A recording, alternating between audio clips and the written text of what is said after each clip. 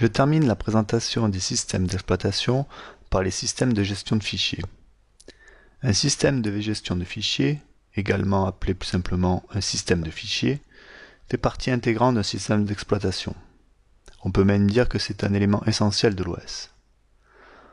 Dans un premier temps, je peux faire remarquer que généralement un OS supporte plusieurs systèmes de fichiers différents. Commençons par une définition assez générale.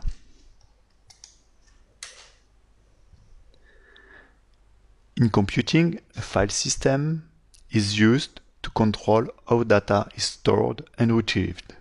Définition de Wikipédia. Cette définition, on peut la traduire de la façon suivante. Un système de fichiers contrôle comment les données sont stockées et lues. Un système de fichiers définit donc les méthodes et structures pour gérer les fichiers sur le disque. Il va bien évidemment stocker les données qui sont contenues dans les fichiers. Mais en plus de ces informations, de ces données contenues dans les fichiers, il va stocker des informations supplémentaires qu'on pourrait appeler métadonnées. Par exemple, il va stocker le nom du fichier, la date de création du fichier, la date de modification du fichier, qui est le propriétaire du fichier, quels sont les droits d'accès du propriétaire, des différents autres utilisateurs, et ainsi de suite. Et bien sûr, à un moment donné, on aura également l'emplacement sur le disque.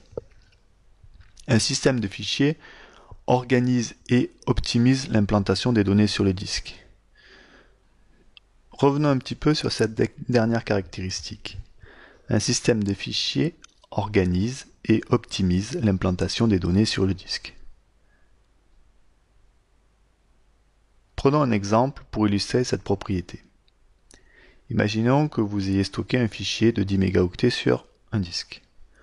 À un moment donné, vous souhaitez vous débarrasser de ce fichier, vous n'en avez plus besoin, donc vous l'effacez. Peu de temps après, imaginons que vous ayez un nouveau fichier, mais qui fait non pas 10 mégaoctets, mais 15 mégaoctets, et vous souhaitez l'enregistrer sur le disque. Pour le système de gestion de fichiers, deux choix sont possibles.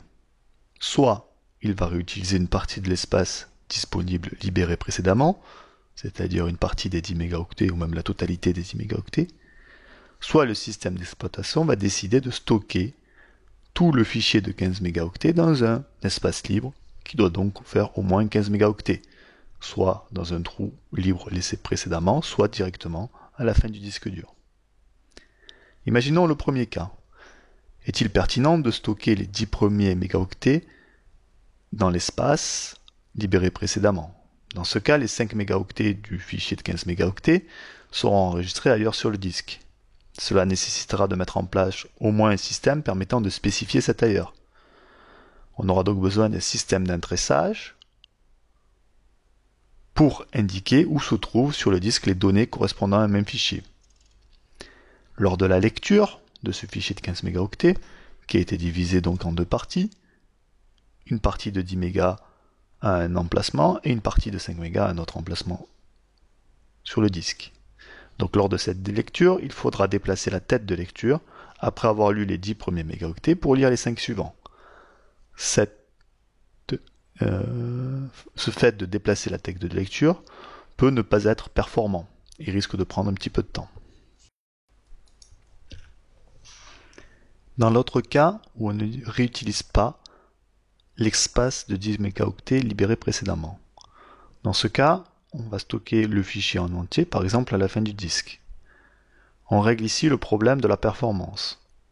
C'est-à-dire que lorsqu'on va lire le fichier, on n'aura pas besoin de redéplacer la tête de lecture.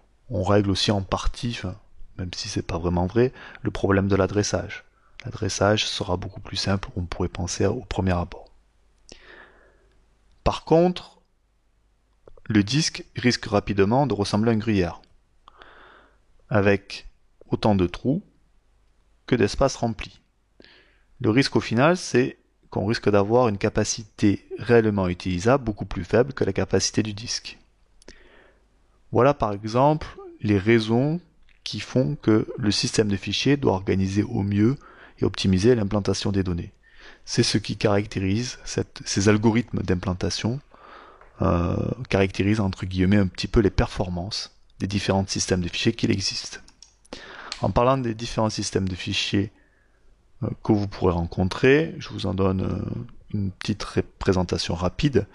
Donc, généralement, on rencontre le FAT, File Allocation Table, anciennement FAT16, actuellement FAT32, ou même XFAT, Extended FAT. Ce sont des systèmes de fichiers assez vieillissants, qui ont disparu presque dans la majorité des cas. Le FAT16 c'est sûr, le FAT32 quasiment, et le XFAT presque aussi totalement. À l'origine, ils étaient utilisés dans les environnements Microsoft, que ce soit Windows 98 ou Windows XP. Depuis un certain temps, Microsoft utilise pour tous ses systèmes d'exploitation NTFS Windows New Technology File System.